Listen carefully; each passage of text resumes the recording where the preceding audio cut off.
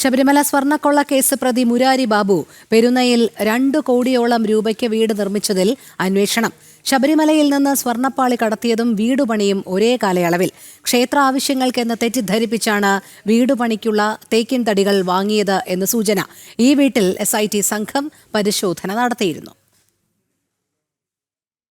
2019 ശബരിമലയിലെ സ്വർണ്ണപ്പാളി കൊള്ള നടന്നത്. ഈ കേസിൽ പ്രതിയാണ് മുരാരി ബാബു. ഇക്കാലയളവിൽ തന്നെയാണ് ചങ്ങനാശ്ശേരി പെരുന്നയിൽ മുരാരി ബാബു വീട് നിർമ്മിച്ചതും. ഇതിന്റെ സാമ്പത്തിക സ്രോതസ്സിലേക്കാണ് അന്വേഷണം നീളുന്നത്. 2 കോടിയോളം രൂപയ്ക്കാണ് വീട് നിർമ്മിച്ചത്. ഇതിനായി ശബരിമലയിലെ സ്വർണം ഉപയോഗിച്ചോ എന്നതിലാണ് സംശയം.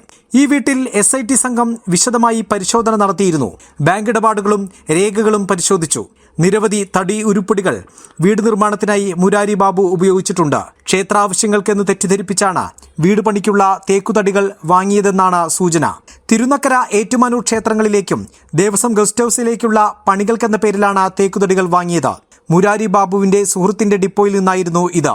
തിരുനക്കരയിലും ഏറ്റുമാനൂരിലും ഈ സമയത്ത് ഇത്രയധികം തടിപ്പണികൾ നടന്നിട്ടില്ലെന്ന് ദേവസ്വം അധികൃതരിൽ നിന്നും വിവരം ലഭിച്ചു. ഏറ്റുമാനൂരിലെ കട്ടിളപ്പടി നിർമ്മാണത്തിനെത്തിച്ചത് പാഴ്ത്തടിയായിരുന്നുവെന്നും ഉപദേശക സമിതി എതിർത്തിരുന്നുവെന്നും റിപ്പോർട്ടുകളുണ്ട്. ജനം, കോട്ടയം.